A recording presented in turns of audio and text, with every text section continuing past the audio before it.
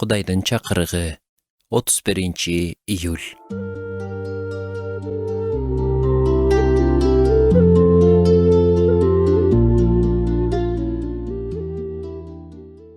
Менин жолдошум.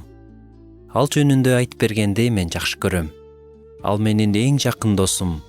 Жана ар бир мүмкүнчүлүктө мен баарына ал канчалык сонун адам экенин айтам. Биз никеде көп деле жыл жашай элекпиз. Бирок мага көп учурда силер жолдошуңар менен мамилеңерди кантип бекемдейсиңер деп сурашат. Кээде мен өзүмдү тоту куштай сезем.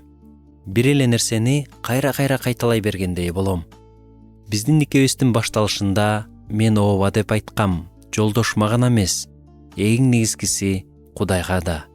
Ошол учурдан тартып мен күн сайын ооба деп жашап келем.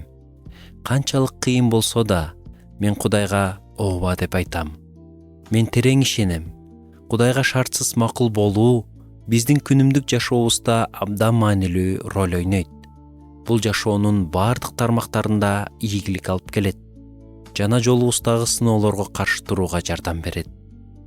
Бирок Кудайга ооба деп айтуу ар дайым оңой эмес. Айрыкча жашоосун толук көзөмөлдөөнү жакшы көргөн адамдар үчүн. Бирок эгер сиз мен сыяктуу Исаны сүйсөңүз жана ал сиздин эң жакын досуңуз болсо, анда анын канчалык сонун экенин ар дайым башкаларга айтып жүрүшүңүз керек. Өзүңүздүн жашооңузду кое бериңиз. Кудайга жол бериңиз. Ал сиздин жашооңузду башкара берсин.